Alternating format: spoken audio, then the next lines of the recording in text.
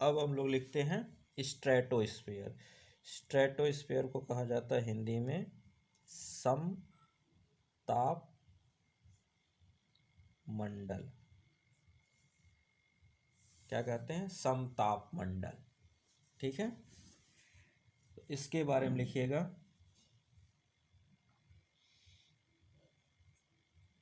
Stratosphere begins या starts at the tropopause. तो stratosphere और ट्रोपोस्फेयर को एक पतली सी लाइन ट्रोपोपॉज अलग करती है। तो ट्रोपोपॉज के बाद से शुरू हो जाता है स्ट्रेटोस्फेयर। कभी भी ट्रोपोस्फेयर के बाद डायरेक्ट स्ट्रेटोस्फेयर मत लिखिए। ट्रोपोस्फेयर के बाद ट्रोपोपॉज, ट्रोपोपॉज के बाद स्ट्रेटोस्फेयर। ठीक है, नेक्स्ट पॉइंट लिखिएगा। लिखिए the lower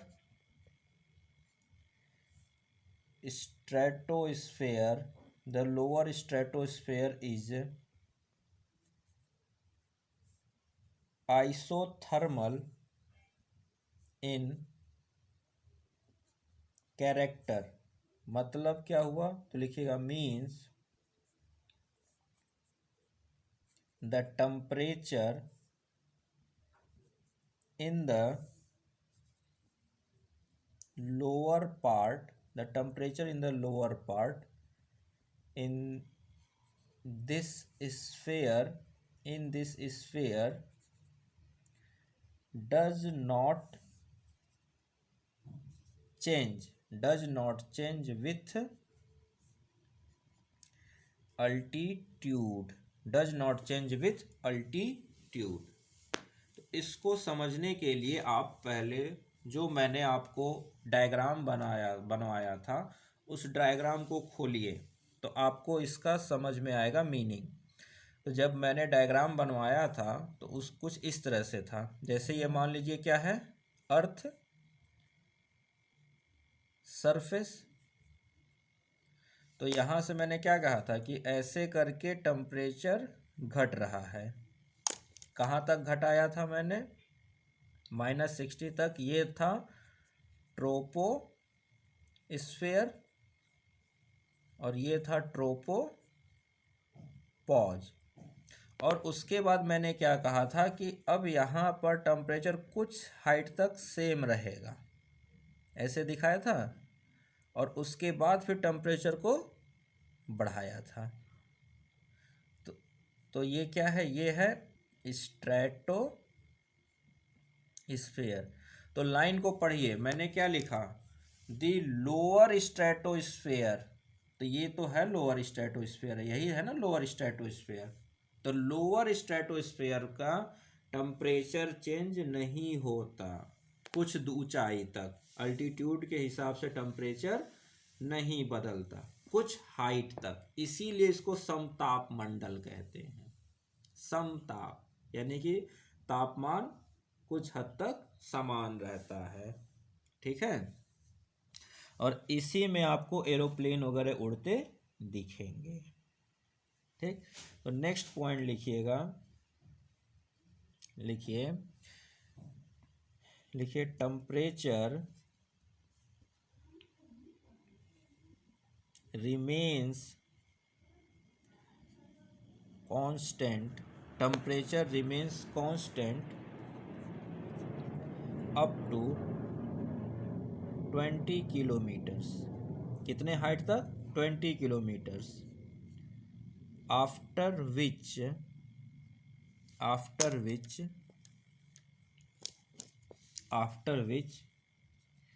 it gradually increases. इसके बाद क्या है? इंक्रीज कर रहा है टेम्परेचर। देखिए क्यों? क्योंकि यहाँ पर 20 डिग्री सेल्सियस है, यहाँ पर 0 है, यहाँ -20, यहाँ -40, यहाँ -60। तो टेम्परेचर इधर जा रहा है तो क्या हो रहा है? -60 से 20 की तरफ जा रहा है, यानी कि इंक्रीज कर रहा है। ठीक है, तो क्या है? Gradually increases up to height of 50 kilometres due to the presence of. तो यहाँ किसका प्रेजेंस है? एयर का होगा कि डस्ट का होगा कि किसी और चीज़ का? तो यहाँ पर एक अनमोल चीज़ है जिसका नाम है due to presence of ozone layer. इस हाइट के बाद यहाँ पर आपको मिलेगी पतली सी ओजोन लेयर, ठीक है। और उसे कहते हैं आल्सो कॉल्ड ओजोनो स्फीयर। तो ये इस ओजोन में ऑक्सीजन होती है जो हीट एब्जॉर्ब करती है, ठीक है।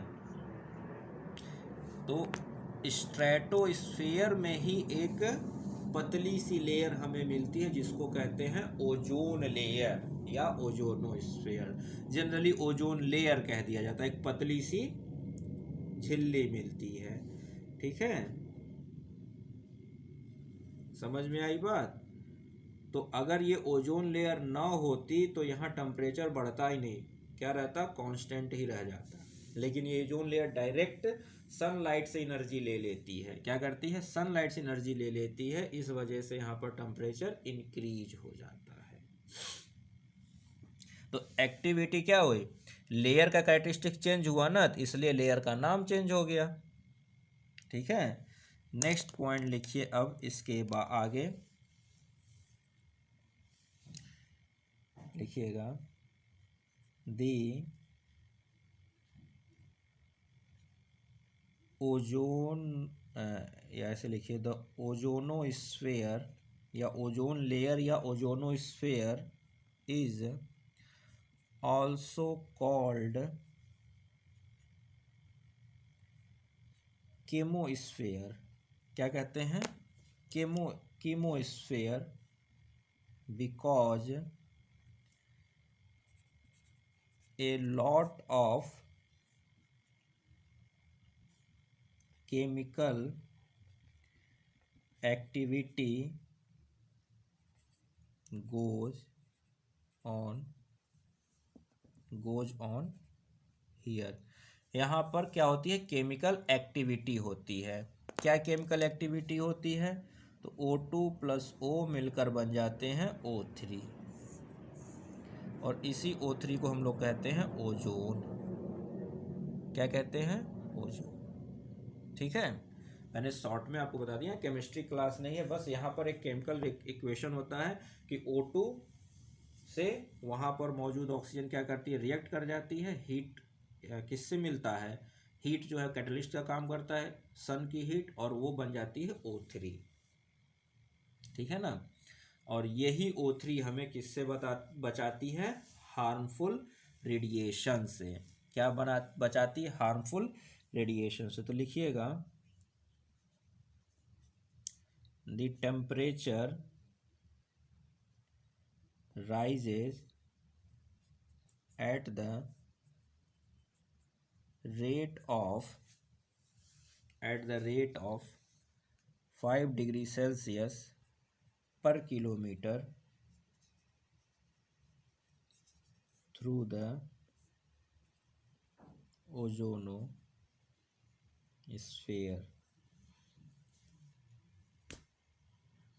नेक्स्ट पॉइंट लिखिए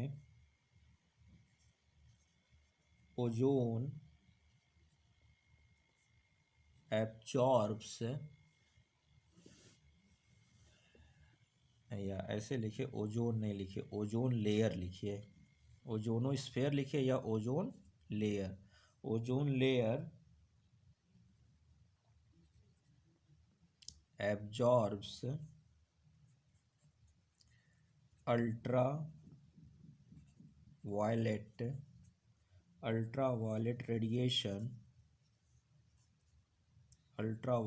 radiations and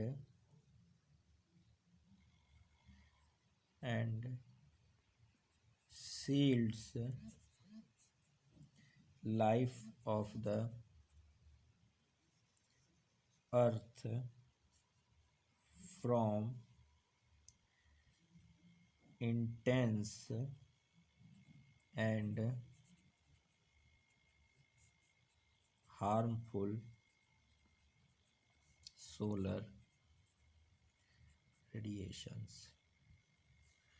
तो यही ओजोन लेयर है जो हमें सन की एनर्जी हमारे लिए बहुत ज़रूरी है, लेकिन वो एनर्जी के क्या है, अलग अलग उसमें वेव्स आती हैं।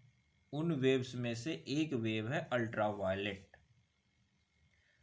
रेडिएशन, और उस रेडिएशन को अगर हमारे तक पहुंच जाए तो फिर पृथ्वी पर लाइफ संभव नहीं है, क्योंकि सब लोग उसकी हार्मफुल इफेक्ट वजह से मर जाएंगे। अर्थ पर से लाइफ खत्म हो जाएगी अगर ये ओजोन लेयर खत्म हो गई तो, ठीक है, क्योंकि फिर हम सन की लाइट को डायरेक्टली फेस ही नहीं कर पाएंगे। क्या, सन की लाइट को हम डायरेक्टली फेस नहीं कर पाएंगे। तो इंसान, मान लीजिए फिर कहेंगे कि भाई इंसान घरों में रहे, दिन में नहीं निकले, रात में निकले, लेकिन पेड़ पौधों का क्या होगा? पेड़ पौधों भी तो एक हद तक ही उसको बर्दाश्त कर पाएंगे ना, उसके बाद वो भी नहीं बर्दाश्त कर पाएंगे। बाकी जीव जंतुओं का क्या होगा? तो इस वजह से सोलर रेडिएशन से जो अल्ट्रावायलेट वेव्स आती हैं, रेडिएशंस आती हैं, उनको रोकना जरूरी है, और वो रोक पाती है सिर्फ और सिर्फ ओजोन। ठीक है, लिख लिया यहाँ तक। इसके बाद अगला पॉइंट लिखते हैं। तो यही सबसे इम्पोर्टेंट पॉइंट है इसके लिए। किसके लिए? स्ट्रेटोस्फेयर के लिए। इसमें हाइट वगैरह कुछ नहीं चेंज होनी है, ये फिक्स हाइट है, सब कुछ है। इसमें होती है ओजोन लेयर, और ये ओजोन लेयर हमें बचाती है अल्ट्रावायलेट रेडिएशन से।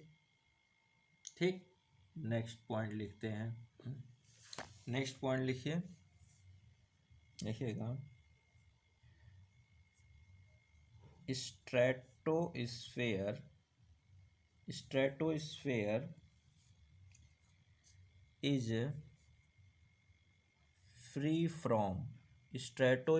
इज फ्री फ्रॉम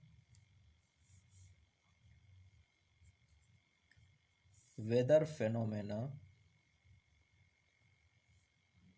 यानी यहाँ पर कोई वेदर वाली कंडीशन से बारिश वगैरह, बादल, हवाएं चलना, ये सब कुछ नहीं, सब कुछ वहाँ शांत रहता है। ठीक है, तो free from weather phenomena, free from weather लिखिए, free from weather phenomena, so suitable for flights, यानी जो एरोप्लेन होती हैं इसी में उड़ती हैं। ठीक है,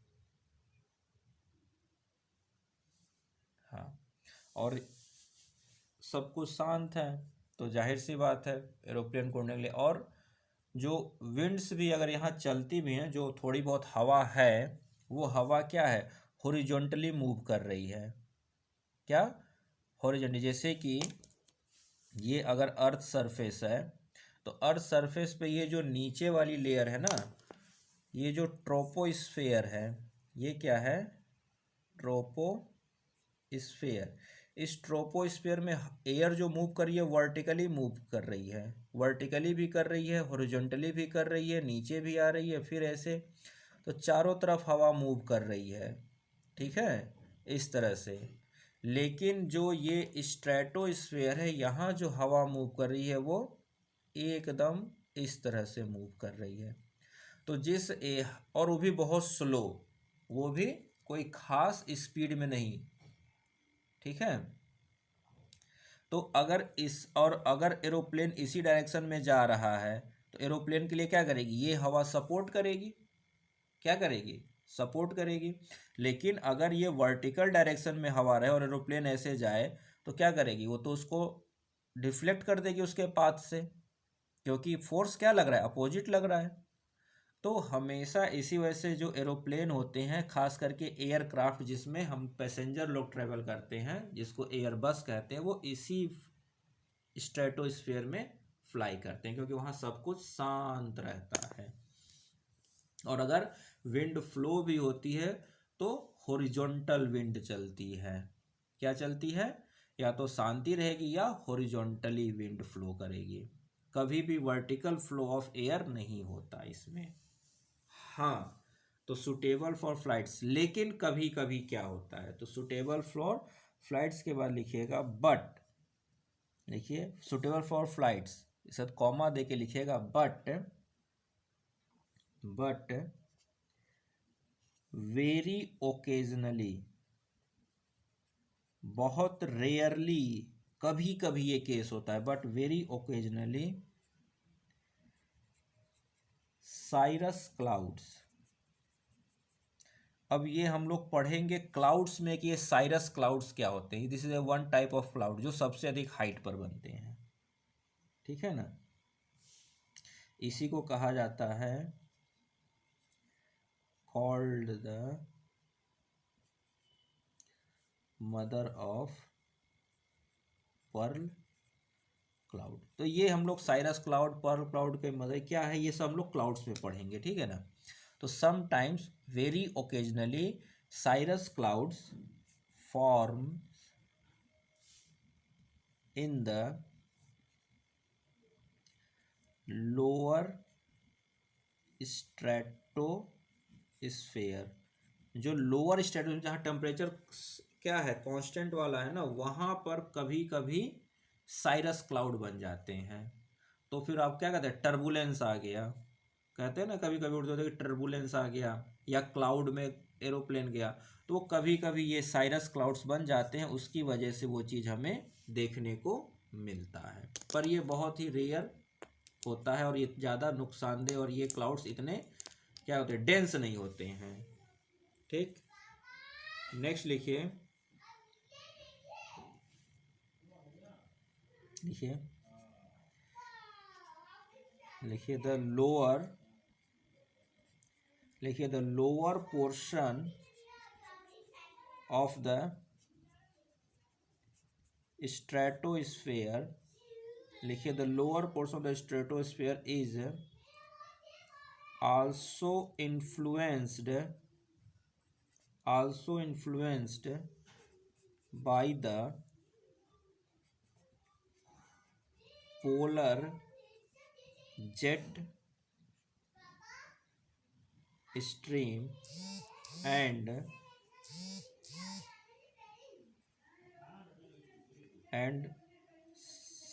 subtropical jet stream। अब यहाँ पर आपको दो टर्म मिले, पोलर जेट स्ट्रीम और सब ट्रॉपिकल जेट स्ट्रीम। तो जेट स्ट्रीम अपने आप में पूरा एक ट्रॉपिक है, वहाँ पर जब जेट स्ट्रीम पढ़ाऊँगा तो वहाँ ये चीज़ का आपको डिस्कस कर दूंगा। वहाँ पर आपको जब पढ़ाऊँगा तो बताऊँगा कि ये जेट स्ट्रीम स्ट्रेटोस्फीयर में ही बनता है, तो वहाँ पर सारा आपको पढ़ा दूंगा। यहाँ पर लिखवाने का मतलब है कि ये और वो टॉपिक आपस में लिंक होंगे। अभी यहाँ पर मैं जेट स्ट्रीम पढ़ाऊँगा तो बिल्कुल डिफरेंट टॉपिक हो जाएगा, ठीक है। तो वहाँ जब बताऊँगा तो इसको डिस्कस कर दूंगा, तो आप उसको लिंक कर लेना। तो जब जेट स्ट्रीम आप समझ जाओगे, जानोगे, तो आपके दिमाग में रहेगा, तो फिर जब आप रिवीजन करने बैठोगे तो अच्छा हाँ ये जेट स्ट्रीम है और इसके साथ ये चीज़ ऐसे लिंक हो गई, ठीक है। वहाँ ये चीज़ आपके काम आएगी। नेक्स्ट पॉइंट लिखिए, लिखिएगा द अपर लिमिट, लिखिए the upper limit of the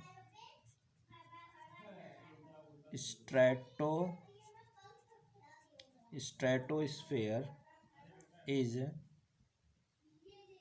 known as stratopause,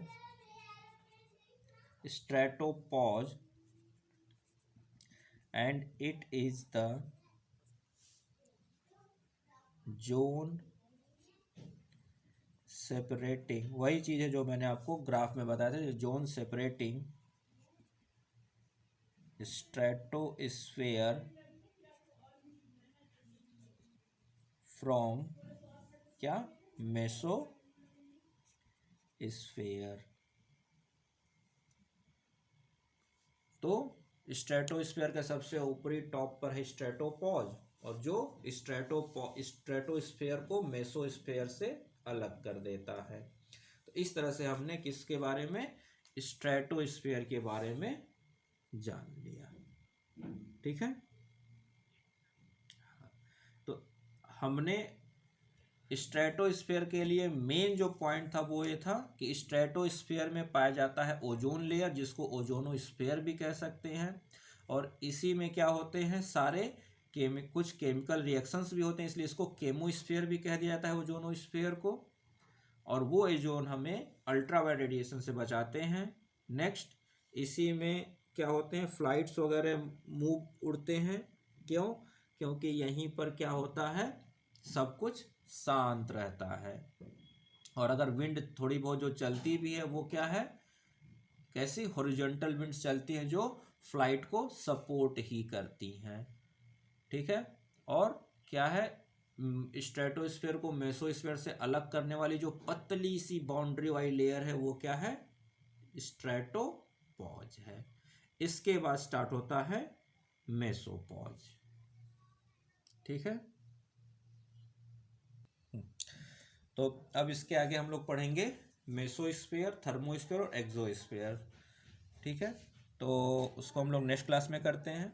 तब तक के लिए thank you very much, and please like the videos and subscribe the channel. और थोड़ा भले आपको स्लो लगेगा क्योंकि लिख लिख के पढ़ा रहा हूँ, लेकिन एक बार आप इस सभी टॉपिक्स को, सारे कंसेप्ट्स को अच्छे से पढ़ जाइए, फिर बार बार आपको हर चीज़ को पढ़ने के लिए या एक एक चीज़ को ढूंढने के लिए फिर आपको समय नहीं बर्बाद करना होगा। एक बार आप अच्छे से इस टॉपिक को समय दे दीजिए, उसके बाद ये टॉपिक अपने आप कंठस्थ हो जाएगा। फिर आपको बार बार इस पर समय, बहुत ज़्यादा रिवीजन के लिए और बहुत सी चीज़ें ढूंढने के लिए आपको समय बर्बाद नहीं करना पड़ेगा। इसमें मैक्सिमम चीज़ें कंसेप्चुअल होंगी। तो ऐसे ही कंसेप्ट के हिसाब से आपको लिखवा को पढ़ा रहा हूँ, ताकि एक बार टाइम दे दीजिए, फिर इसके बाद आपको फिजिकल ज्योग्राफी में दोबारा फिर आपको बहुत ज़्यादा टाइम देने की ज़रूरत नहीं पड़ेगी। सिर्फ आपको देखना होगा और अपने आप चीज़ें रिवाइज होती चली जाएंगी कंसेप्चुअली। ठीक है, तब तक के लिए थैंक यू वेरी मच, फिर मिलते हैं एक और क्लास में। Thank you very much, and once again please like the videos and subscribe the channel. Thank you.